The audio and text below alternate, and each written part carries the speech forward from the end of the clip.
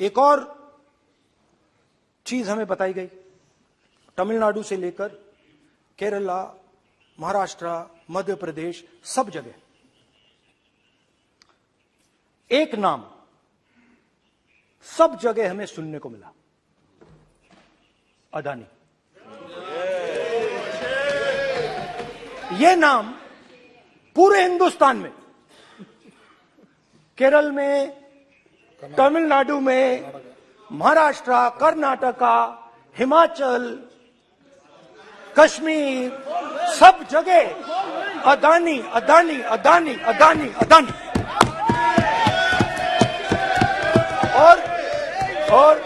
और ये नाम नहीं, और इस नाम के बारे में जब लोग बोलते थे मुझसे तो 2-3 सवाल पूछते थे।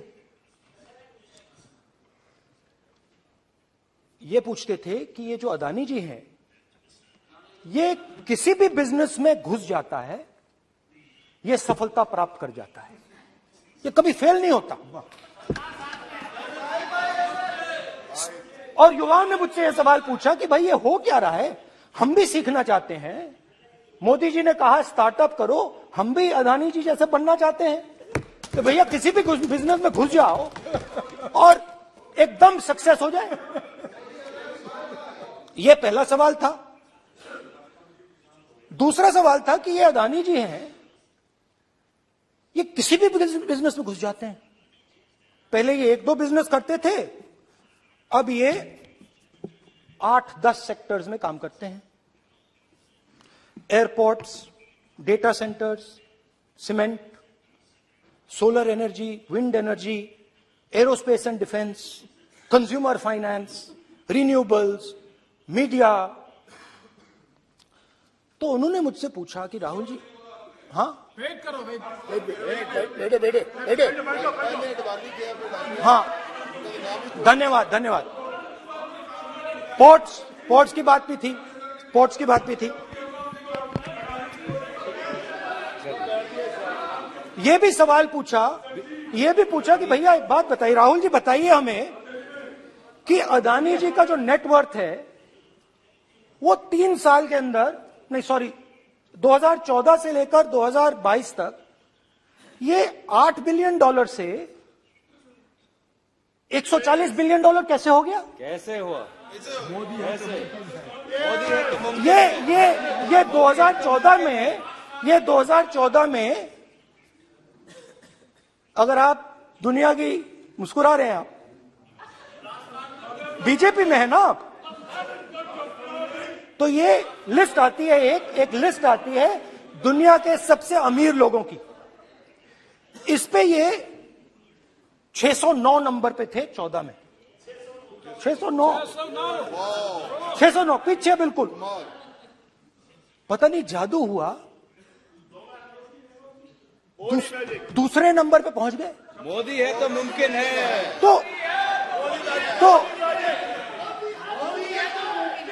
तो मुझसे पूछा यार, बहुत सारे लोगों ने पूछा कि भैया राहुल जी बताइए, हिमाचल में सेब की बात होती है अदानी जी, कश्मीर में सेब की बात होती है अदानी जी, पोर्ट्स की बात होती है अदानी जी, एयरपोर्ट्स की बात होती है अदानी जी, इंफ्रास्ट्रक्चर, अच्छा हम सड़क पे चल रहे हैं, मैं पूछूं किसने बनाई? अदानी जी। तो लोगों ने यह भी पूछा कि राहुल जी ये जो अदानी जी जो हैं,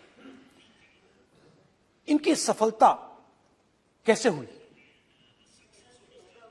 ये इतने बिजनेसेस में कैसे घुस गए, इतनी सफलता कैसे प्राप्त हुई, और सबसे जरूरी सवाल, इनका हिंदुस्तान के प्रधानमंत्री के साथ क्या रिश्ता है और कैसा रिश्ता है, देश जानना चाहता है।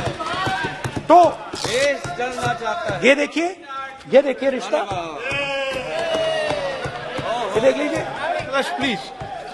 कुछ दिन पहले ये हिंडनबर्ग रिपोर्ट आई, उसमें लिखा था कि अदानी जी की हिंदुस्तान के बाहर शेल कंपनीज हैं। ये जो शेल कंपनीज हैं, सबसे पहला सवाल है, ये हैं किसकी? ये किसकी है मॉरिशस में जो शेल कंपनीज है? और ये जो हजारों करोड़ रुपया ये जो हजारों करोड़ रुपया ये शेल कंपनीज हिंदुस्तान में भेज रही हैं, ये किसका पैसा है? और क्या ये काम अदानी जी फ्री में कर रहे हैं? अब मैं ये सवाल क्यों पूछ रहा हूं? क्योंकि अदानी जी स्ट्रेटेजिक बिजनेसेस में काम करते हैं। अदानी जी हिंदुस्तान के पोर्ट्स को डोमिनेट करते हैं। अदानी जी हिंदुस्तान के एयरपोर्ट्स को डोमिनेट करते हैं। और जैसे मैंने कहा, अदानी जी हिंदुस्तान की डिफेंस इंडस्ट्री में बहुत जरूरी रोल प्ले करते हैं। तो मेरा पहला एक छोटा सा सवाल है कि जो शेल कंपनीज हैं, इनके बारे में हिंदुस्तान की सरकार ने कोई सवाल नहीं उठाए? ये कौन लोग हैं?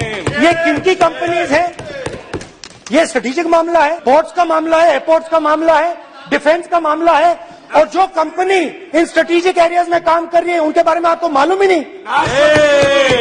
ये नेशनल सिक्योरिटी का मुद्दा है, आपको मालूम ही नहीं कि ये शेल कंपनीज किसकी हैं, कितना पैसा आ रहा है, किसका पैसा आ रहा है। तो एक बहुत बड़ा सवाल है, ये पैसा किसका है?